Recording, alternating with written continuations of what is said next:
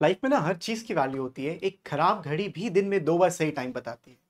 तो यहाँ पे घड़ी की तो बात करने नहीं आया हूं, मैं वैल्यू की बात कर रहा हूँ। डिटर्मिनेंट्स बेसिकली टॉपिक ही वैल्यू के ऊपर है। किसकी वैल्यू? मेट्रिसेस की वैल्यू। यहाँ पे देखो बढ़िया मीम है, when you finally understand matrices, लेकिन देन आपसे बोला जाए अब डिटर्मिनेंट निकालो। सो डिटर्मिनेंट होता क्या है, इसी के बारे में हम आज बात करने वाले हैं। So hello everyone, my name is Hrithik Raj and welcome back to my channel. Determinants की बारीकियों को समझेंगे, डेफिनेशन को समझेंगे, कैसे कैलकुलेट करते हैं 2/2 का डिटर्मिनेंट, 3/3 का डिटर्मिनेंट, एंड किस तरीके से माइनर्स एंड कोफैक्टर से आप उस चीज को रिलेट करोगे। हर एक चीज इस वीडियो में कवर करने वाले हैं। और नेक्स्ट वीडियो में डिटर्मिनेंट्स के 2 वीडियो रहेंगे, 2 पार्ट्स रहेंगे। नेक्स्ट वीडियो में समझेंगे कि हम इनवर्स कैसे निकालें बाय कोफिशिएंट मैट्रिक्स, एंड हम लोग कैसे क्रेमर्स रूल से साइमल्टेनियस इक्वेशंस को सॉल्व कर सकते हैं। तो ये सारी की सारी बातें डिटर्मिनेंट के अंदर करेंगे। 6 नंबर का जो क्वेश्चन है वो यहीं से आपको मिलता है, मैट्रिसेस का इनवर्स निकालने वाला डिटर्मिनेंट्स की हेल्प से। सिंगुलर मैट्रिक्स के बारे में पढ़ेंगे, क्या होता है सिंगुलर मैट्रिक्स, क्या होता है non singular matrix, every single thing we are going to discuss, and determinants की प्रॉपर्टीज भी। एंड जिसने भाई अभी सब्सक्राइब नहीं किया है भाई कर लो, बहुत बढ़िया बढ़िया वीडियोस ऐसे आने वाले हैं। वन शॉट एक्सप्लेनेशन आपको मिलेगा, कहीं इधर जाने की जरूरत नहीं।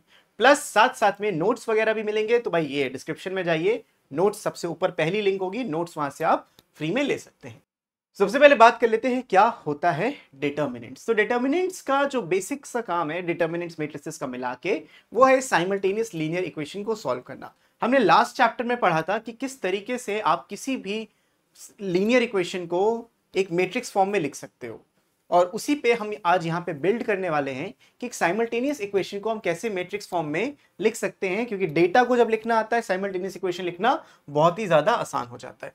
अब अगर आप नोटिस करेंगे इस इक्वेशन को, a1x b1y is equals to c1, a2x and b2y equals to c2, ये 2 इक्वेशंस हैं आपकी, एंड इसका यूनिक सोल्यूशन होता है। बाय द वे हमें सिर्फ नॉन होमोजेनियस सोल्यूशन पढ़ना है, वो आखिरी में बताऊंगा, लेकिन इसको आप अभी के लिए इग्नोर कर सकते हो, यू कैन इग्नोर दिस। हम इस चीज को ऐसे भी लिख सकते हैं, जो भी कोफिशिएंट्स होते हैं a1 b1 a2 b2 उसी ऑर्डर में लिख दिया, एंड एक्स वाई ऐसे लिखा। क्यों? क्योंकि आपने देखा था कल मैट्रिक्स मल्टीप्लिकेशन कैसे होता है, इसका पहला रो, इसका पहला कॉलम, a1x b1y, ये नंबर आपको c1 देता है। Similarly a2 b2 into x and y, तो a2x b2y आपको c2 देता है। एग्जैक्टली वही चीज जो ऐसे मिली है। तो डेटा को कैसे मैट्रिक्स के फॉर्म में लिखना है वो हम यहाँ पे डिटर्मिनेंट से समझते हैं, मतलब मैट्रिक्स से समझते हैं। इसके बाद डिटर्मिनेंट क्या होता है, the expression a1 b2 minus a2 b1 is associated with the square matrix. ये थोड़ा सा कट गई है मैट्रिक्स, इधर a1 एंड b1 है।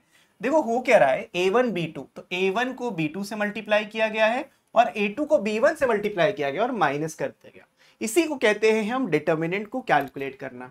तो आपकी अगर मैट्रिक्स ए थी, ए नाम से मैट्रिक्स थी जिसमें a1 b1 था और a2 b2 था, और अगर आप इसका डिटर्मिनेंट निकालना चाहते हो तो सबसे पहली चीज आप उसके ऊपर ऐसे मॉड का सिंबल लगाते हो। ये मॉड नहीं, डिटर्मिनेंट है। तो डिटर्मिनेंट में लिख देते हैं हम a1 b1 a2 and b2। अब इसको सिंप्लीफाई करते हैं, उसको नहीं करते, इसको डिटर्मिनेंट में कन्वर्ट करते हैं, देन सिंप्लीफाई करते हैं। ये a1 इससे मल्टीप्लाई होता है, तो वी राइट a1 b2, बीच में आता है माइनस साइन, क्यों? फॉर्मूले का माइनस साइन है। then a2 b1, so this is a2 b1 and this value is known as the determinant of the matrix A। तो डिटर्मिनेंट क्या है? एक नंबर है जो एसोसिएटेड एक मैट्रिक्स से। ये नंबर रियल भी हो सकता है और ये नंबर कॉम्प्लेक्स भी हो सकता है। रियल कॉम्प्लेक्स कोई भी चीज, कोई भी नंबर होगा वो डिटर्मिनेंट यहां पे कहलाएगा। सबसे इंपॉर्टेंट बात, सिर्फ स्क्वायर मैट्रिक्स का ही डिटर्मिनेंट एग्जिस्ट करता है, नॉन स्क्वायर मैट्रिक्स का डिटर्मिनेंट एग्जिस्ट नहीं करेगा। ये भी बहुत ज्यादा इंपॉर्टेंट है। डिटर्मिनेंट को हम ऐसे तो लिखते हैं, और वी कैन ऑल्सो राइट ये डेल्टा का सिंबल, तो चाहे डेल्टा लिखा हो या डिटर्मिनेंट ऑफ ए, सेम चीज के को रेफर कर रहा है। I hope this is clear to all of you. ठीक है, बहुत बेसिक चीजें समझ में आ गया होगा। अब हम बढ़ते हैं, ये ऑर्डर 2/2 का है, सिंपल सी चीज है। अब हम बढ़ते हैं कैसे आपको डिटर्मिनेंट्स को एक्सपैंड करना है कुछ क्वेश्चंस के थ्रू। कुछ क्वेश्चंस यहाँ पे कर लेते हैं। मान लीजिए एक मैट्रिक्स ए है 1 4 3 एंड 2, ये मैट्रिक्स आपको दी गई, आपको इसका डिटर्मिनेंट कैलकुलेट करना है। अभी मैंने बताया सॉरी, डिटर्मिनेंट कैलकुलेट करने के लिए आपको 1 into 2 करना था, तो ये आ जाएगा 1 into 2 ऐसे लिख दो, माइनस करेंगे 3 इंटू 4, ये माइनस हमेशा रहेगा, तो 2 माइनस का 12 is equals to -10। This is the determinant of A. Basic सा है, कोई दिक्कत नहीं है। मान लीजिए एक मैट्रिक्स बी नाम से है, इसमें लिखा है 1 -3 4 एंड 5। तो अगर मैं अब इसका डिटर्मिनेंट निकालना चाहूं तो I can calculate it very easily. सबसे पहले तो इसमें मत करना, ऐसे लिखना 1 -3 4 एंड 5। थोड़ी मेहनत जरूर लगती है एक डंडी लगाने के लिए, बट लगा लेना। 1 को हम 5 से मल्टीप्लाई करेंगे तो विल राइट 1 इंटू 5, और 4 को 3 से मल्टीप्लाई करेंगे, लेकिन ये 3 नहीं, -3 है, माइनस फॉर्मूले का, एंड 4 इंटू -3, तो ये बन जाएगा 5 + 12 विच इज 17। तो डिटर्मिनेंट को सॉल्व करने का बहुत ही सिंपल तरीका है, ये होता है 2/2 डिटर्मिनेंट का सोल्यूशन। अब आते हैं the bigger fish, the shark, 3/3 को कैसे एक्सपैंड करना है, कैसे सॉल्व करना है। अब 3/3 का जो डिटर्मिनेंट है वो पहले नजर में बहुत डिफिकल्ट लगता है, लेकिन होता बड़ा सीधा साधा सा है। करने आओगे तो आराम से कर लोगे। भाई देखो, डिटर्मिनेंट ऑफ ए के लिए आपको पहले मैट्रिक्स ए लिखनी है, तो अब मैं लिखो 1 2 -1 3 4 -2 -3 -2 एंड -1। तो मैंने एक रैंडम मैट्रिक्स ऐसे बना दी। अब आपको इसका डिटर्मिनेंट कैलकुलेट करना है। 3/3 का डिटर्मिनेंट कैलकुलेट करते समय एक चीज का बहुत ध्यान देना है। जो भी आपकी 3/3 मैट्रिक्स बनती है उसमें जो पोजीशंस होती है, जैसे ये वाली, ये plus minus plus minus plus minus plus minus plus, ये ऐसे चलता है। ये क्या बताता है? ये बताता है उस पोजीशन की साइन वैल्यू। साइन का मतलब वो SINE वाला नहीं, SIGN वाला साइन, पॉजिटिव नेगेटिव वाला। तो जिस पोजीशन पे है, ये कैसे आता है आगे समझेंगे, लेकिन अभी के लिए बस आपको समझना है, जब भी आप 3/3 डिटर्मिनेंट का एक्सपेंशन करोगे तो ऑल्टरनेटिवली प्लस माइनस प्लस चलता है। पहली चीज ये थी। दूसरी चीज ये है कि आपको एक्सपैंड करना होता है किसी भी रो या किसी भी कॉलम के अलॉन्ग। अब देखो, ये पहली रो है, ये दूसरी रो है, ये तीसरी रो है, हम किसी रो के भी अलॉन्ग एक्सपैंड करें, आंसर हमेशा सेम मिलता है। मैं आपको करके भी दिखाऊंगा, मैं आपको रो 1 और कॉलम 2 के अलॉन्ग एक्सपैंड करके दिखाता हूं सेम क्वेश्चन को, ताकि आप में कोई कंफ्यूजन ना रहे। तो चलो इसको जल्दी से कॉपी कर लिया जाए। सबसे पहले यहां पे हम सीखेंगे एक्सपेंशन अलॉन्ग R1। जो आसान है पहले वो करते हैं ना, एक्सपेंशन अलॉन्ग R1। R1 का मतलब क्या है? रो 1। अब देखो बच्चों, मैं क्या करूंगा, मैं मान लो यहाँ पे एक ये बना लेता हूं एंड इसको कर लेते हैं फिल। ये क्यों फिल कर रहे हैं अभी आपको समझ में आएगा, बहुत अच्छे से समझ में आएगा, कोई दिक्कत नहीं है। और इसको करते हैं क्लोन और इसको घुमा देते हैं परफेक्टली 90 डिग्री एंगल पे, परफेक्ट। अब देखो, ये मैंने 2 पट्टियां ली हैं, क्यों ली हैं अभी समझाऊंगा।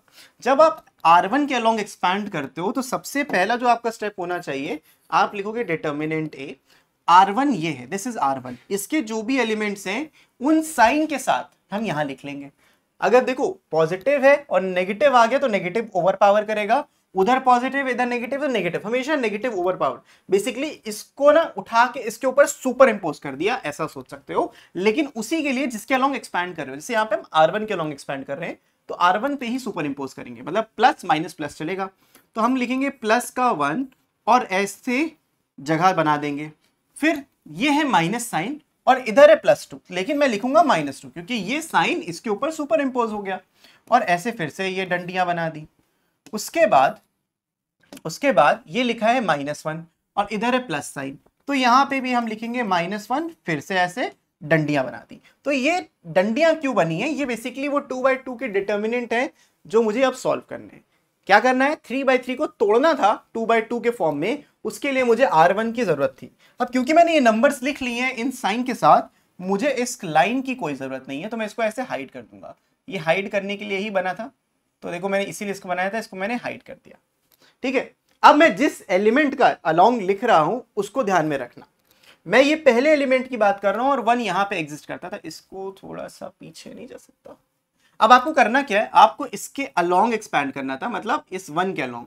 तो 1 के अलॉन्ग एक्सपैंड करने के लिए इसको उठा के मैं यहां रख देता हूं, और जो एलिमेंट्स अब बच गए, बच्चों ध्यान से देखो, जो एलिमेंट्स बच गए हैं, एक सेकेंड बस, यस, जो एलिमेंट्स बच गए हैं उनको मैं यहां पे लिख लेता हूं, मतलब कि 4 -2 -2 एंड -1, ये जो बचे थे यहां लिख दिया। अगले एलिमेंट के लिए भी सेम काम करेंगे, इसको उठा के यहां रख देंगे, जो एलिमेंट बचेगा उसको लिख लेंगे 3 -2 -3 एंड -1, ये लिख लिया। उसके बाद फिर ये करेंगे, इसको उठा के ऐसे लिख दिया। अब यहाँ पे 3 4 -3 -2 3 4 -3 माइनस का 2, तो ये आपका देखो मस्त बन गया। ठीक है, समझ में आ गया, इस तरीके से लिखना था। अब वही काम करना है जो पिछले एग्जाम्पल में किया था, 2/2 का एक्सपेंशन करना है। एक्सपेंशन बड़े सिंपल तरीके से होगा, ये 1 आ जाएगा, यहाँ ब्रैकेट लिखेंगे 4 × -1, ये -4, थोड़ी सी अब तुमको स्पीड बढ़ानी है, माइनस का साइन लगाएंगे और इसको देखो -2 × -2 +4 हो जाता है, तो चुपचाप यहाँ पे 4 लिख देंगे। फिर -2 बाहर था, 3 × -1 इज -3, फिर माइनस साइन है, और -3 × -2 पॉजिटिव का 6, तो 6 ही रहेगा, चेंज नहीं होगा साइन। फिर -1 लगाया, 3 × -2 इज -6 एंड -3 × 4 माइनस का 12। फॉर्मूले में माइनस होता है लेकिन ये भी माइनस दे रहा है, तो प्लस बन जाएगा 12। तो ये कुछ इस तरीके से आपको एलिमेंट्स दिखेंगे। 3/3 का एक्सपेंशन को करना इसी तरीके से पड़ेगा आपको। अब इसको सिंप्लीफाई कर लेते हैं, तो आंसर वुड बी 1 × -8 -8, -9 × -2 प्लस का 18 आ जाएगा, एंड 12 -6, 6 पॉजिटिव का नेगेटिव का 6 आ जाएगा, तो -8 -6 -14, तो आंसर आ गया 4। तो ये वाली जो मैट्रिक्स थी, इसको मैं ये हटा सकता हूं भाई, इसको डिलीट कर दो, इसको डिलीट कर दो।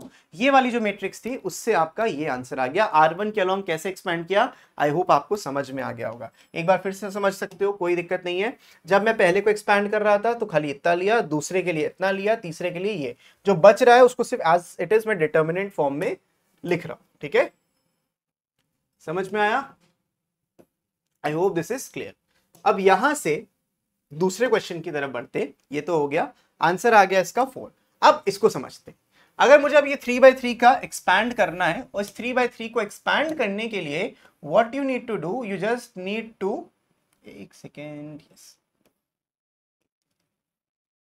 अब अगेन आप R1 के अलॉन्ग तो कर सकते थे, बट मैं आपको ये दिखाना चाहता हूं, चाहे आप किसी भी रो या किसी भी कॉलम के अलॉन्ग करो, आंसर पे फर्क नहीं पड़ता।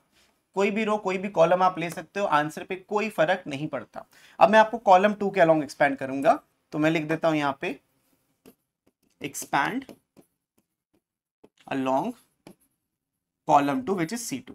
कॉलम 2 का मतलब C2 के अलॉन्ग। अब C2 है आपका ये वाला कॉलम, और वो साइंस याद रखना, माइनस प्लस माइनस है। कॉलम 2 के साइंस ये वाले लेने हैं, इस पे सुपर इंपोज करने हैं, लिख दो determinant of A equals to, पहला माइनस है तो माइनस का 2 लिख देंगे, फिर ऐसे ब्रैकेट लगा दिया, फिर पॉजिटिव, इधर भी पॉजिटिव, बढ़िया, प्लस का 4 आ गया, ऐसे 2 डंडे लगा दिए, उधर माइनस है इधर माइनस है, ये हो जाएगा प्लस, सुपर इंपोज कर देते ना, मल्टीप्लाई कर देते दोनों को, इधर आ गया +2 एंड इधर भी 2 डंडे लगा दिए। अब एक्सपेंशन के लिए समझना है कि हम क्योंकि कॉलम 2 के अलॉन्ग एक्सपैंड कर रहे हैं, मेरे को इससे कोई भी मतलब अब नहीं है। अब एक एक करके इसको मैंने हाइड किया, जब पहले एलिमेंट को लिख रहा हूं तो मैं पहले को हाइड करूंगा, जो बच गया उसको लिख लो 3 -2 -3 -1। फिर दूसरे एलिमेंट के लिए दूसरी रो को हाइड करेंगे, जो लिखा है एज इट इज लिख दो, 1 -1 -3 एंड -1। फिर तीसरे के लिए इसको भी हाइड कर दो, लो भाई हाइड हो गया। अब ये हाइड होने के बाद बचेगा 1 -1 3 एंड -2। अब इसको सिंप्लीफाई करते हैं, तो ये बन जाएगा देखो -2 ब्रैकेट में -3 माइनस फॉर्मूले का, और -3 × -2 +6, उससे कोई फर्क नहीं पड़ेगा, एज इट इज रहेगा, प्लस का 4, ये हो जाएगा -1 माइनस का 3, -3 × 1 3, नेगेटिव फॉर्मूला सेम, प्लस का 2 लगाया, -2 +3, ये ऐसा आएगा, 1 × -2 -2, 3 × -3 -3, लेकिन बीच में माइनस होता है इसलिए प्लस हो गया। अब इसको कर लो सिंप्लीफाई, तुम्हें एग्जैक्टली वही आंसर मिलेगा जो पिछले में मिला। अब देखो इधर कैसे आंसर सेम मिलेगा, -3 -6 -9 to 18 बन गया, फिर -1 -3 -1 -3 -4 4 16 बन गया। अब 2 × 1 प्लस का 2 बन गया, 18 + 2 20 -16 4। तो आप चाहे किसी भी रो किसी भी कॉलम के अलॉन्ग एक्सपैंड करो, आंसर हमेशा सेम ही मिलता है। I hope this is clear. कैसे 3/3 को एक्सपैंड करना है, 2/2 के 2 के टुकड़ों में तोड़ना है और 2/2 को एक्सपैंड करना है। क्लियर है, समझ में आ गया मस्त तरीके से। अगर यहां तक ये चीज समझ में आ गई तुमको, भाई एक लाइक करके जाना और कमेंट करके बताओ कैसा लग रहा है। अच्छा लग रहा है तो भाई शेयर भी करते रहो, मुझे अच्छा लगता है कि तुम्हें समझ में आ रहा है, सबसे अच्छी चीज तो ये है। तो I hope this is clear. Let's move on to the next concept which is a concept of a minor. Minor ये वो बच्चे वाला माइनर नहीं है, ये माइनर है, माइनर ऑफ एन एलिमेंट है, ये किसी के एलिमेंट के रिस्पेक्ट में हम उसके माइनर को कैलकुलेट करते हैं। तो जिस भी एलिमेंट का आपको माइनर कैलकुलेट करना है, सिंपल सी बात है, जैसे कि मान लीजिए आपकी मैट्रिक्स है A11, A12, A21 and A22। अब मुझे इसका कैलकुलेट करना है माइनर ऑफ 1 2। मान लो मुझे माइनर ऑफ 1 2 कैलकुलेट करना है, तो माइनर ऑफ 1 2 कैलकुलेट करने के लिए मैं ये रो हटा दूंगा, ये कॉलम हटा दूंगा। तो जो भी रो कॉलम मेरे को बोला जाएगा जिसका माइनर बताना है, उसको हटाने के बाद उसका सिंपली जो बच गया उसका डिटर्मिनेंट ले लो। तो इसका आंसर सीधा सीधा ये आ जाएगा। वैसे ही इन्होंने बोला है find the minor element of -11, तो -11 का यहाँ माइनर क्या है, इसको हटा दो, इसको हटा दो, जो बच गया वो आंसर है -1। तो ये छोटा सा क्वेश्चन था, इसमें तो कोई दिक्कत नहीं होगी। लेकिन यही चीज अगर 3x3 मैट्रिक्स में होती, मान लो मैंने लिखा होता matrix A is equals to 1 3 5 1 3 5 2 -1 3 -1 -2 and 3, ऐसे नंबर लिखा, ठीक है। और मैं आपसे पूछना चाहता हूं कि what is the minor of, कोई भी पोजीशन ले सकते हैं, लेट्स से A23। A23 का मतलब यहाँ पे क्या है, सेकेंड रो थर्ड कॉलम। तो सेकेंड रो थर्ड कॉलम को हटा दो, सेकेंड रो थर्ड कॉलम आपने हटा दिया। अब जैसे सेकेंड रो आपने थर्ड कॉलम हटाया तो M23 क्या आ जाएगा, डिटर्मिनेंट ऑफ जो बचा है, डिटर्मिनेंट ऑफ 1 3 -1 -2, दैट्स इट। बस आपको ये कैलकुलेट करना है। 2/2 के लिए आसान है, काट दोगे, एक ही एलिमेंट बचेगा। 3/3 में जो हटाओगे, जिस पोजीशन पे पूछा, सेकेंड रो थर्ड कॉलम, ये एलिमेंट आता है। तो इसके रिस्पेक्ट में उस लाइन उस कॉलम को काट देना, जो बचेगा उसका डिटर्मिनेंट ले लेना, वही माइनर कहलाएगा, रिप्रेजेंटेड बाय कैपिटल M। अब इसको सिंप्लीफाई करोगे तो -2 + 3 आ जाएगा, which is equals to 1। This is the minor. अब ये माइनर सिर्फ एक एलिमेंट का नहीं होता, ये पूरी मैट्रिक्स के एलिमेंट्स में एग्जिस्ट करता है। मतलब 9 के 9 एलिमेंट्स का आप यहाँ पे माइनर निकाल सकते हो। माइनर निकालना नॉट अ बिग डील, हर एक एलिमेंट के साथ आपको यही करना है। थोड़ा सा लेंथी जरूर है, but this is the only way of calculating the minors. अब माइनर्स के साथ साथ एक और आता है, the cofactor of an element of a determinant. अब यहाँ पे कोफैक्टर की बात आती है और यही सबसे ज्यादा इंपॉर्टेंट है, क्योंकि अगर आपको इनवर्स ऑफ अ मैट्रिक्स निकालने को बोला जाए कोफैक्टर मेथड से, तो आप, या जॉइंट मेथड भी उसको बोलते हैं, तो आपको कोफैक्टर्स तो निकालने ही निकालने। और कोफैक्टर्स का मतलब है सारे के सारे कोफैक्टर्स। अब कोफैक्टर माइनर बड़े बेहतरीन तरीके से रिलेटेड होते हैं, और यहाँ पे देखो फॉर्मूला भी लिखा है। किसी का भी कोफैक्टर हम जनरली AIJ या CIJ से डिनोट करते हैं। AIJ आप इग्नोर करो क्योंकि कंफ्यूज हो जाओगे, तो बेटर क्या है, C ऑफ IJ। तो फॉर्मूला होता है C ऑफ IJ का, किसी भी पोजीशन का अगर आपको कोफैक्टर निकालना है वो होता है -1 की पावर I + J, और यहाँ पे जो आपने उसका माइनर निकाला था, माइनर जो पिछले स्टेप पे निकाला था, वही चीज है। आप डायरेक्टली यहाँ से कोफैक्टर को कैलकुलेट कर सकते हो। Remember that table which I taught you.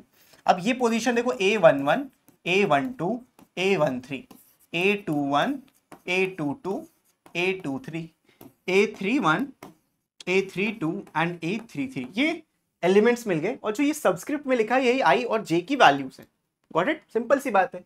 तो अगर मैं इस पोजीशन को देखूं 1 1 को, तो I + J को अगर करूंगा तो 1 + 1 2 आ जाता है, और -1 की इवन पावर पॉजिटिव वैल्यू देती है। इसी लॉजिक की वजह से, ये वाला लॉजिक, -1 की पावर I + J की वजह से ही यहां पे जब आप कोफैक्टर्स कैलकुलेट करते हो, ये हमेशा ऑल्टरनेट साइंस में अपीयर करते हैं, प्लस माइनस, क्योंकि देखो 1 + 2 3 होते हैं, 3 ऑड नंबर है, -1 की पावर 3 एक नेगेटिव वैल्यू तुमको देगा। तो वही चलता रहता है, सिंपल सी बात है। इस चीज को समझो, इसकी गहराइयों को समझो, बहुत ही ज्यादा जरूरी होता है। ठीक है, तो इस तरीके से आप ना कोफैक्टर्स को कैलकुलेट कर सकते हो। एक क्वेश्चन करते हैं, कोफैक्टर निकालते हैं, हमें माइनर्स एंड कोफैक्टर्स निकालना है इस पूरे डिटर्मिनेंट का। अब देखो माइनर निकालना आसान है, कोफैक्टर निकालना भी आसान है। क्या करना है, माइनर निकाला, उसमें वो वाली प्लस माइनस वाली मैट्रिक्स ऐसे चिपका दी, जब तुमने मैट्रिक्स चिपका दी वो कोफैक्टर बन गया। इतना ही करना है। तो मैं सबको माइनर निकालता हूं, तुम्हें समझाता हूं कि कैसे निकालना है। यहाँ पे जो ये कैपिटल A है ये कोफैक्टर को रिप्रेजेंट कर रहा है, और ये 0 आता है। ये प्रॉपर्टी मैं बता दे रहा हूँ, प्रॉपर्टी क्या लिखी है, जो अगले पेज पे क्वेश्चन आपसे पूछा गया है, वो आप डायरेक्टली प्रॉपर्टी से रिलेट कर सकते हो। तो प्रॉपर्टी ये कहती है, कभी भी अगर आप ऐसा लिखते हो कि A11 C11 plus A12 C12 plus A13 and C13, मतलब सेम पोजीशन को उसके कोफैक्टर से मल्टीप्लाई करो, ऐसे सब एक रो या किसी भी एक कॉलम के साथ करो, तो आपको क्या मिल जाएगा, the determinant of the matrix, जो डिटर्मिनेंट होगा वही मिल जाएगा। लेकिन अगर आपने यहां मिसमैच कर दिया, डिफरेंट वैल्यूज दे दी, तो आंसर हमेशा 0 देगा। से A11 की जगह C तुमने 21 दे दिया, जैसे इस क्वेश्चन में हो रहा है, तो आपको डिफरेंट वैल्यू आंसर में देगा, मतलब 0 मिल जाएगा। ठीक है, अब इसको सिंप्लीफाई करते हैं, तो एक एक करके हम माइनर्स एंड कोफैक्टर्स निकालते हैं। ध्यान से समझना कैसे। अगर मुझे M11 निकालना है, मैं आपके लिए पूरा करके दिखा रहा हूं, आपको M11 निकालना है, माइनर की मैट्रिक्स भी बनाऊंगा। तो M11 क्या होता है, पहली रो पहला कॉलम हटा दो। आपने पहली रो पहला कॉलम हटाया, जो बच गया उसका डिटर्मिनेंट ले लो, 0, 4, 5 एंड -7। इसको सिंप्लीफाई करोगे मिलेगा 0 -20 विच इज -20। ये हो गया M11। ऐसे ही आप M12 भी निकालोगे। जल्दी जल्दी सब इसको निकाल लेते हैं। M12 के लिए क्या करना है आपको, फर्स्ट रो सेकेंड कॉलम हटा देना है। M12 first row second column हटेगा, जो बचेगा उसका डिटर्मिनेंट 6, 4, 1 एंड -7। एक बार प्रैक्टिस में आ जाएगा तो ये बहुत ही आसान बन जाता है। -42 and -4 will give you minus का 46। ऐसे M13 निकाल लीजिए। M13 निकालेंगे तो पहली रो तीसरा कॉलम, पहली रो और तीसरा कॉलम हटा दो, जो बच गया 6, 0, 1 एंड 5। इसका डिटर्मिनेंट कैलकुलेट कर लोगे तो 30 - 0 इट इज 30। ठीक है, ऐसे ही M21 निकालो। 21 मतलब second row first column, second row first column आपने हटा दिया, एंड जो बच गया -3, 5, 5 एंड क्या है भाई -7। तो यहां से मिल जाएगा 21 माइनस का 25 विच इज -4। तो ये एलिमेंट्स मिलते जा रहे हैं, इनको लिखते रहो। फिर आएगा M22, M22। So what is M22, second row second column हटाना है, सेकेंड रो हट गई। अच्छा भाई, सेकेंड रो सेकेंड कॉलम हटा दिया, तो सेकेंड रो सेकेंड कॉलम हटाने के बाद जो बचा विच इज 2, 5, 1 माइनस का 7। सिंप्लीफाई कर लेंगे, यहां मिल जाएगा -14 एंड -5, तो -19 मिल गया। सिमिलरली M23 भी कैलकुलेट कर लो, 2, 3 -3, 1 and 5। The answer is 10 + 3, 13। M31, M32 और M33 सिमिलर वे से हम यहाँ पे इसको भी जल्दी से कैलकुलेट कर लेते हैं। 31 का मतलब होगा कि ये रो ये कॉलम हटेगा। आप जैसे प्रैक्टिस करते रहोगे ये सब चीजें बहुत आसान हो जाएंगी आपके लिए। ये आ जाएगा -12, -0, -12 ही मिल जाएगा। देन यहाँ पे इसको और इसको हटाना था, इसको थर्ड रो सेकेंड कॉलम, 2, 4 ज़ा 2, 5 लिख लेते हैं पूरा, 6 एंड 4, 8 -30 माइनस का 22 मिल जाएगा। एंड M33 मतलब ये और ये हट जाएगा, 2 -3, 6 एंड 0, तो 0 माइनस प्लस 18, माइनस था ना 18 हो जाएगा। तो ये एलिमेंट्स आपको देखो सारे के सारे मिल गए। ये माइनस एक एक करके आपको निकालना है। क्या इसका कोई शॉर्टकट है? नहीं, बोरिंग लगेगा पता है, लेकिन मेहनत करनी है। 6 नंबर का सवाल आता है तो 6 नंबर ऐसे नहीं जाने देंगे ना, तो ये इस तरीके से करना है। अब आपको लिखना है माइनर की मैट्रिक्स, तो M लिखोगे और ये सारे एलिमेंट जिस तरीके से लिखे वो लिख दो, -20 माइनस का 46, 13, फिर माइनस का 4, माइनस का 19 एंड 13, माइनस का 12, माइनस का 22 एंड 18। अगर कोई कैलकुलेशन एरर है तो I am sorry in advance, लेकिन तरीका सही है। कैलकुलेशन एरर क्यों हो सकती है भाई? ऐसे देखने में थोड़ा सा दिक्कत हो सकती है, लेकिन आई होप नहीं हो। तो ये आपके माइनर्स आ जाएंगे। अब को फैक्टर्स के लिए आपको क्या करना है, वो वाली मैट्रिक्स याद थी, इसको मैं ऊपर बना लेता हूँ यहाँ पे, ये वाली plus minus plus minus plus minus plus minus plus, इसको उठा के सुपर इम्पोज कर दो तो को फैक्टर्स की मैट्रिक्स बन जाएगी।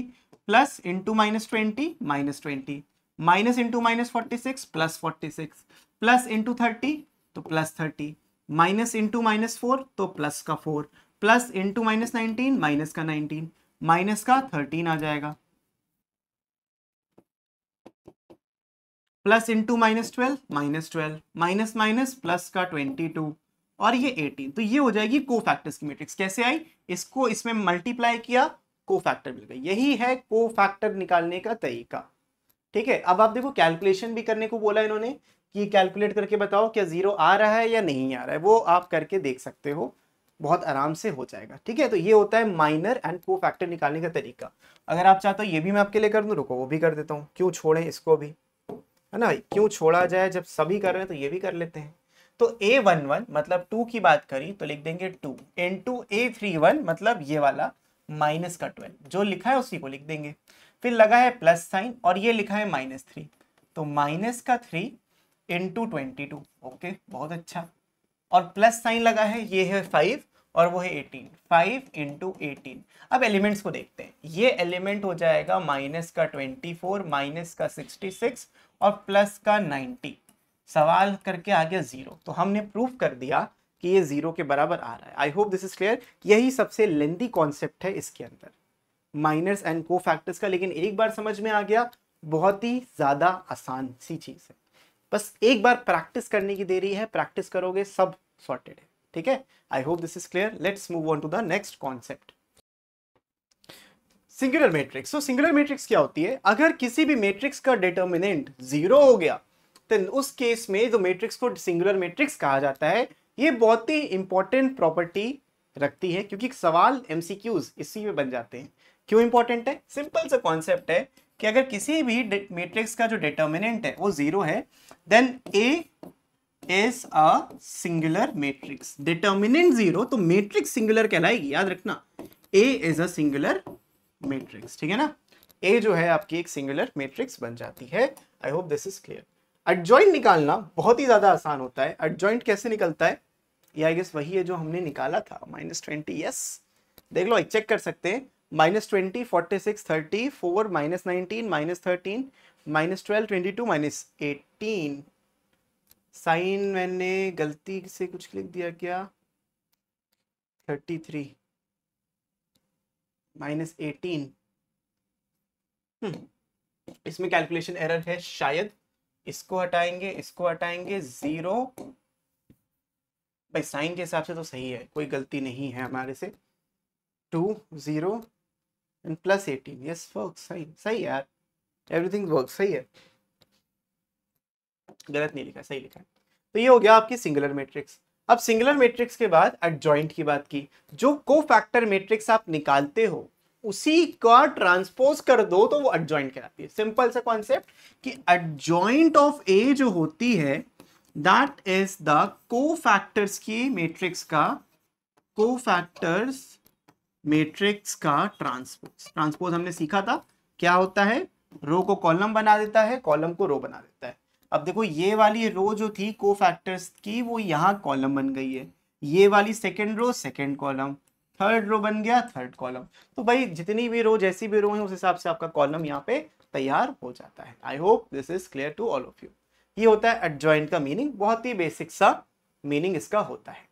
अब कुछ प्रॉपर्टीज है, बड़ी इंपॉर्टेंट प्रॉपर्टीज है, लेकिन इससे पहले हम ना डिटर्मिनेंट्स की प्रॉपर्टीज पढ़ लेते हैं। ये तो रह ही गया, एक second, properties of a determinant वो तो रह गया था, एडजॉइंट तो बाद में, पहले डिटर्मिनेंट की मेन प्रॉपर्टीज। अब एक चीज और, प्रॉपर्टीज आपके कोर्स में नहीं है, इसका मतलब ये नहीं कि आप छोड़ के चले जाओ। क्यों नहीं है, जो एक्सपेंशन है, रो ट्रांसफॉर्मेशन, कॉलम ट्रांसफॉर्मेशन, वो सब नहीं है, लेकिन ये प्रॉपर्टीज बेयर मिनिमम में आपको समझना है। इन्होंने बोला है for any two square matrices A and B multiplication of their determinant value is same as the determinant of their product. कहने का मतलब यहाँ पे ये है कि अगर आप a इंटू बी करके उसका डिटर्मिनेंट निकालना चाहो या फिर उसके इंडिविजुअल डिटर्मिनेंट्स का प्रोडक्ट, आपको सेम मिलता है। क्यों मल्टीप्लीकेशन की मेहनत करनी है जब आप इंडिविजुअल डिटर्मिनेंट निकाल के उनको आपस में मल्टीप्लाई कर सकते हो? तो ये वाली प्रॉपर्टी ये कहती है। दूसरी बात में बोली, if two square matrices A and B of order n such that a is equals to k times of b, then a determinant of a is k की पावर n b, और n जो है उसका order है। अब इसको simple सी भाषा में तुमको मैं समझाता हूं, इन्होंने तो बहुत ज्यादा कॉम्प्लिकेटेड लिखा है। कहने का मतलब यहां पे ये है कि मान लीजिए आपको डिटर्मिनेंट ऑफ a दिया है 5, सिर्फ समझा रहा हूं, and a is of order 3, a जो है ऑफ ऑर्डर 3 मैट्रिक्स है, दिस इज ऑर्डर 3 मैट्रिक्स, और आपसे सवाल इसमें ये पूछा जाता है कि find let's say 2k 2a निकालना है आपको। अब 2a निकालने के लिए कुछ ज्यादा नहीं करना, आपको करना बस इतना है कि ये 2 को ले लो बाहर, 2 को ले लेंगे बाहर और डिटर्मिनेंट ऑफ ए, लेकिन ये गलत है। क्यों गलत है अभी आगे समझाता हूं।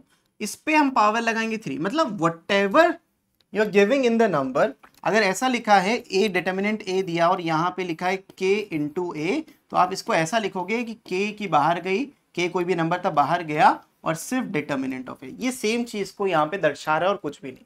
इसमें कंफ्यूज मत होना, इसका मीनिंग सिंपल सा ये है और ये है। तो आपका जो फाइनल आंसर आएगा वो 8 इंटू 5 आएगा विच इज 40। अब ऐसा होता क्यों है, इसका लॉजिक समझाता हूँ। बहुत ही बेसिक सा लॉजिक है और इंपॉर्टेंट लॉजिक है, ठीक है, बहुत ही ज्यादा इसका इंपॉर्टेंट लॉजिक है। क्यों होता है, मान लो एक मैट्रिक्स ए ली तुमने, बहुत ही भाई 1 2 3 4 ले लेते हैं, कोई दिक्कत नहीं, 1 2 3 4, और अगर इसका डिटर्मिनेंट निकाल लो, अब इसका अपने डिटर्मिनेंट निकालो तो मिलेगा 4 -6 -2, बहुत ही बढ़िया डिटर्मिनेंट -2 आ जाता है। अब आपसे बोला गया कि निकालो 3 टाइम्स ए, अब तुमने 3a निकाला, 3a निकाला तो ये 3 हो गया, ये 6 हो गया, ये 9 है और ये 12 है। अब इसका डिटर्मिनेंट निकालना है 3a का डिटर्मिनेंट, तो आपको यहाँ पे लिखना पड़ेगा 3 6 9 एंड 12, इसको इससे मल्टीप्लाई करोगे, इसको इससे मल्टीप्लाई करोगे, तो 3 इंटू 12 माइनस 9 इंटू 6 कितना आ गया, 36 माइनस 54। अब 36 माइनस 54 आपने किया, आपने नोटिस किया ये -18 आ गया, ये और ये में भाई हमने तो 3 से मल्टीप्लाई किया, -18 क्यों बना, क्योंकि ये जो 3 मल्टीप्लाई हुआ है ये दोनों रो और कॉलम से मल्टीप्लाई हुआ। वेयर एज अगर मैं सिर्फ नॉर्मल किसी भी डिटर्मिनेंट में कोई नंबर मल्टीप्लाई करता हूँ, आगे प्रॉपर्टी में है, तो वो किसी एक सिंगल रो में या किसी एक सिंगल कॉलम में ही मल्टीप्लाई होता है, आगे उसको मैं बताता हूँ। अभी तो ये समझ में आया कि प्रॉपर्टी क्या लगी, यहाँ पे प्रॉपर्टी लगी। तो आप instead of finding this out what you could have done, यहाँ से आप यहाँ से क्या कर सकते थे, आप बोलते 3 का स्क्वायर, क्योंकि ऑर्डर 2 है, 2 क्रॉस 2 का है ना, तो ऑर्डर 2 है तो 3 का स्क्वायर इनटू डिटर्मिनेंट ऑफ ए, ये होता है 9 और ये -2 हम ऑलरेडी निकाल चुके थे, -18 आंसर। तो चाहे वैसे निकालो चाहे ऐसे निकालो, सेम चीज है, सेम लॉजिक है, ठीक है। इसी में कंफ्यूजन बच्चों को होती है, अब आपको नहीं होगी। नेक्स्ट प्रॉपर्टी है third property, the value of the determinants remain unchange if its rows and columns are interchange. मतलब कि सिंपल सी बात है, ये क्या बोल रहा है कि determinant of A transpose is actually determinant of A only, कुछ फर्क नहीं पड़ता।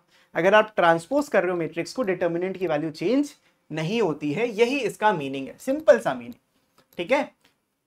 समझ में आ गया, इन्होंने बहुत गहराई से लिखा है, मैंने बड़ी सिंपल तरीके से लिखा है, अब आपको समझ में आ गया होगा। नेक्स्ट है, if any 2 rows or columns of a determinants are interchange then sign of the determinants interchanges. ये बहुत इंपॉर्टेंट चीज बोली इन्होंने, ये 3x3 मैट्रिक्स से दिया है, वो आप समझ सकते हो। देखो भाई यहाँ पे क्या था, 1 3 5 -2 -4 -2 4 2 4, ये डिफरेंट नंबर्स है, इसको सिंप्लीफाई किया 42 आया।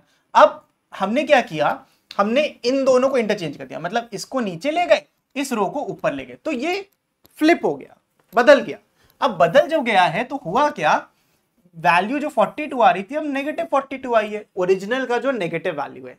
यही होता है कि अगर कोई भी 2 रोज को आपस में इंटरचेंज कर दो या फिर 2 कॉलम्स को आपस में इंटरचेंज कर दो, तो फिर जो डिटर्मिनेंट वैल्यू होती है वो ओरिजिनल की नेगेटिव हो जाती है। यही चीज यहां पे बताई गई है, ठीक है, वेरी वेरी इंपॉर्टेंट ये भी। और इसके बाद वाला भी, कोई भी 2 रो या कोई भी 2 कॉलम्स डिटर्मिनेंट के आइडेंटिकल हो जाएं या प्रोपोर्शनल इक्वल हो जाएं, सेम है, या फिर किसी मल्टीपल में एग्जिस्ट करते हैं, तो होल डिटर्मिनेंट विल बिकम 0। जैसे इसको देख के मुझे सॉल्व करने की जरूरत नहीं है, क्योंकि ये वाली रो देखो और ये वाली रो देखो एकदम सेम टू सेम, तो कभी भी सेम टू सेम होगा, आंसर क्या हो जाएगा 0। ये सारी प्रॉपर्टीज उतना आपसे नहीं पूछी जाएंगी, लेकिन याद करने में क्या ज्यादा, इतना कुछ डिफिकल्ट नहीं है। वही चीज मैंने बोली कि देखो प्रोपोर्शनल है, यहां पे क्या हुआ, कुछ सेम नहीं है, प्रोपोर्शनल है। ये था -3 11 एंड 2 और -6 22 एंड 4, ये इसका क्या है, डबल है, तो प्रोपोर्शनल भी होगा तो डिटर्मिनेंट की वैल्यू 0 हो जाएगी, प्लीज रिमेंबर दिस, ठीक है।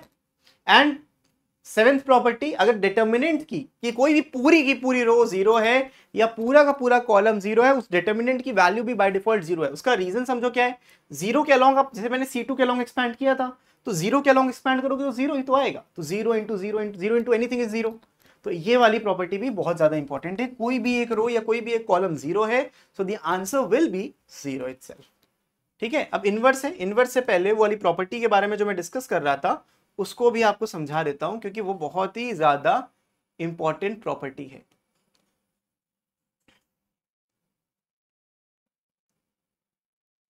ठीक है, प्रॉपर्टी क्या कहती है, प्रॉपर्टी ये कहती है, मान लीजिए एक डिटर्मिनेंट ए दिया था, वो कुछ ऐसा दिखता है 1 2 3 एंड 4। अगर मैं इसमें 2 को मल्टीप्लाई करूं, 2 times of determinant of A, remember I am not multiplying A, मैं ऐसा नहीं लिख रहा हूं, I am not writing it like this, ये गलत, ये अलग चीज है, ये अलग चीज और ये अलग चीज। 2 टाइम्स डिटर्मिनेंट ऑफ ए, तो ये जो 2 है वो इधर भी मल्टीप्लाई करना पड़ेगा। अब बेटा ये जो 2 होता है ना, ये किसी भी एक रो को दे सकते हो या किसी भी एक कॉलम को दे सकते हो, लेकिन पूरे को नहीं देंगे। मैट्रिक्स में क्या होता है, ये 2 सबसे मल्टीप्लाई होता है। अगर ये मैट्रिक्स होती, मैंने लिखा होता 1 2 3 4 और इसको 2 से मल्टीप्लाई किया होता, तो आंसर बनता 2 4 6 8, ये आता, बिल्कुल आता। लेकिन डिटर्मिनेंट के साथ ऐसा नहीं होता। ये जो 2 होता है, या तो किसी एक रो से मल्टीप्लाई कर दो, कोई भी एक रो, फर्क नहीं पड़ता किससे करते हो, या कोई भी आप एक कॉलम से मल्टीप्लाई कर दो, फर्क नहीं पड़ता किससे करते हो। तो किसी एक से आपको मल्टीप्लाई करना है, तो लेट्स से मैं इसको पहली रो में मल्टीप्लाई करता हूं, ये बन जाएगा 2 4 3 4, दैट्स इट। बात समझे, 2 4 एंड 3 4 ये आएगा। अब जो भी नया आंसर है उससे फर्क नहीं पड़ता। ये एक प्रॉपर्टी है जो हम काफी ज्यादा यूज करेंगे, कॉमन भी लोगे, किसी एक रो से या किसी एक कॉलम से हम कॉमन लेते हैं, ऑल्दो इतनी आपको इसकी जरूरत खास नहीं पड़ने वाली है। ठीक है, तो हमने ये प्रॉपर्टीज पढ़ ली। अब इसी के साथ सिंगुलर मैट्रिक्स के बारे में भी बात कर लेनी चाहिए। सिंगुलर मैट्रिक्स में ऐसा कुछ क्वेश्चन आपको बहुत ज्यादा देखने को मिलता है, फाइंड के if this A is a singular matrix. सिर्फ बोर्ड एग्जाम्स में नहीं, आपको सीयूईटी में भी ऐसे क्वेश्चंस देखने को मिल सकते हैं, तो उसके लिए भी आपको एकदम रेडी रहना है। तो इन्होंने बोला है कि अगर ए जो है एक सिंगुलर मैट्रिक्स है, तो डिटर्मिनेंट ऑफ ए जो होगा वो डेफिनेटली 0 होगा। सिंगुलर मैट्रिक्स यही बताता है कि उस मैट्रिक्स का डिटर्मिनेंट 0 हो जाएगा। अब डिटर्मिनेंट ऑफ ए आप निकालोगे -2 3 k एंड 4, इसको 0 के बराबर रख लोगे, ये हो जाएगा -2 × 4 -8 एंड माइनस का 3k, this must be equals to 0। तो माइनस का 3k इज इक्वल्स टू 8 और k की value -8/3, this is the value of k। तो इस तरीके से आप सिंगुलर को यूज करोगे, डिटर्मिनेंट उसका 0 होगा। क्या ये बात क्लियर है? और क्लियर ही होगी, आसान है, कोई दिक्कत नहीं। उसके बाद आता है प्रॉपर्टीज ऑफ जॉइंट मैट्रिक्स। ये दोनों प्रॉपर्टीज बहुत ही ज्यादा इंपॉर्टेंट है। अगर आप मैट्रिक्स में उसके एडजॉइंट से मल्टीप्लाई करते हो, तो आप, और किसी भी ऑर्डर में करते हो, एडजॉइंट पहले मैट्रिक्स, क्योंकि कम्यूटेटिव है, आपको जो मिलेगा वो मिलेगा determinant of A into I. Very very important, ये पहली प्रॉपर्टी। दूसरी प्रॉपर्टी में आपको मिलता है कि कभी भी आप एडजॉइंट ऑफ ए का डिटर्मिनेंट लेना चाहो, तो आपको एडजॉइंट निकालने के, ए का डिटर्मिनेंट पता है तो आपको एडजॉइंट निकालने की जरूरत नहीं है। यू कैन डायरेक्टली से डिटर्मिनेंट ऑफ ए की power n-1। This is the most asked property, very very important, this is very important, याद रखना, बहुत ही ज्यादा इंपॉर्टेंट है ये। ठीक है, अब बढ़ते हैं इसके ऊपर ही एक सवाल पर। वीडियो क्योंकि लेंदी ना हो, तो ये लास्ट क्वेश्चन है एंड इसको समझते हैं, फिर इनवर्स के बारे में हम नेक्स्ट वीडियो में डिस्कस करते हैं। चंक्स में पढ़ेंगे, समझ में जरूर आएगा। ओके, सो अभी बात करते हैं क्वेश्चन की। तो क्वेश्चन है, if determinant of A is equals to 3 and A is a matrix of order 4 या order 5 ले लो, कोई दिक्कत नहीं, यहां पे तो रैंडम कोई भी ऑर्डर दे सकते हैं। of order 5 find determinant of adjoint of A। अब देखो यहाँ पे मैट्रिक्स ही नहीं दिए तो एडजॉइंट क्या निकालोगे? जब मैट्रिक्स ही नहीं दियोगे एडजॉइंट निकालोगे, परेशान हो जाओगे। परेशान नहीं होना, आपको प्रॉपर्टी पता है कि एडजॉइंट ऑफ ए का जो डिटर्मिनेंट होता है वो डिटर्मिनेंट ऑफ ए की पावर n-1 के बराबर होता है। अब यहाँ पे डिटर्मिनेंट ऑफ ए है 3 और n जो है वो ऑर्डर होता है, तो आप लिखोगे 5 - 1 विच इज 3 की पावर 4 और 3 की पावर 4 जग जाहिर है 81 होती है। समझ में आया? क्लियर है या नहीं? बहुत ही ज्यादा इंपॉर्टेंट प्रॉपर्टी, इस पे सवाल डेफिनेटली मिलते ही मिलते हैं एग्जाम में। ठीक है, सो ना आज के लिए हम इतना ही करते हैं। मैं मिलता हूं आपसे नेक्स्ट वीडियो में इनवर्स ऑफ अ मैट्रिक्स के साथ, और साथ ही साथ उस वीडियो में ही हम क्रेमर्स रूल्स को डिस्कस करेंगे। या अगर आपको 2 सेपरेट वीडियो चाहिए इनवर्स निकालने के लिए और क्रेमर्स रूल के लिए, तो वो भी कर सकते हैं। व्हाटएवर इट इज, मैं मिलता हूं आपसे नेक्स्ट वीडियो में। तब तक के लिए keep practicing, keep learning, take care and bye bye.